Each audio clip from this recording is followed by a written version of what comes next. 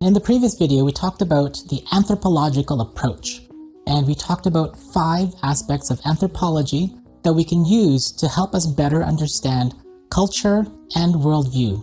And the point of all this is to help us all to become culturally fluent as well as gain intercultural competency, especially when it comes to people or places or cultures that are different from our own. So in this video, we'll talk about how we might be able to apply some of these anthropological aspects to the Bible, and also maybe how we can observe something that's in the Bible. Now here are 8 topics that I've come up with. So first topic is better Bible reading. Second topic is beware of anti-Judaism. Third topic is reading what Jesus and his disciples may have read at that time. Fourth, learning about the actual cultural values that are in the Hebrew Bible. Fifth is making room for other cultures to interpret scripture and to interpret different parts of scripture. 6, being aware of and being okay with language ambiguity and how language is translated. 7 is recognizing that much of the Hebrew Bible can be better understood through the lens of a Bedouin culture. And finally, 8 is talking about rituals and how we need to be mindful of them and to not dismiss them. Now, a fourth topic that we can talk about is this idea of learning the values that we see in Scripture. So for example, in many of Paul's letters, he writes, practice hospitality. Now, what does that mean?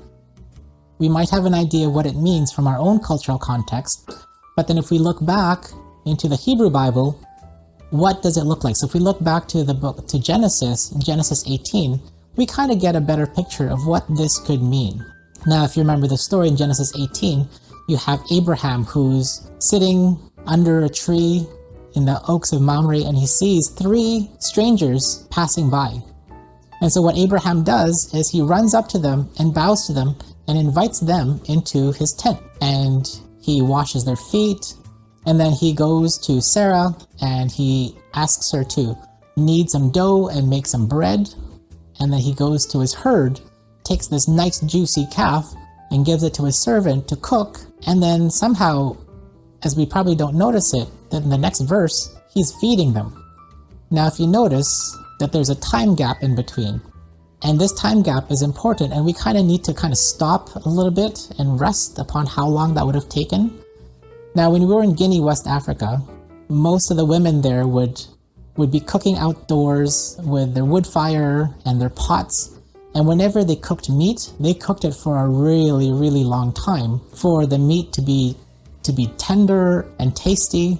And so cooking meat well takes a long time. And so just imagine that the 3 strangers, while they're waiting for the bread to bake and for the meat stew to be cooked, was a really long time. So they had to have been speaking and conversing and fellowshipping and just chatting about with Abraham, and how much time that would have taken. And so that gives us a better idea of what hospitality means when it comes to its context. And we actually learn that hospitality is going out of your way to invite strangers. It's intentionally providing for them and having table fellowship with them. And it's spending time with them, and usually a long time doing nothing, not being productive, but just spending time and chatting with them. And that's the way to build friendships and relationships with people that you just don't know yet. And that's kind of what I mean by learning from the values that we see in Scripture, and maybe being able to apply it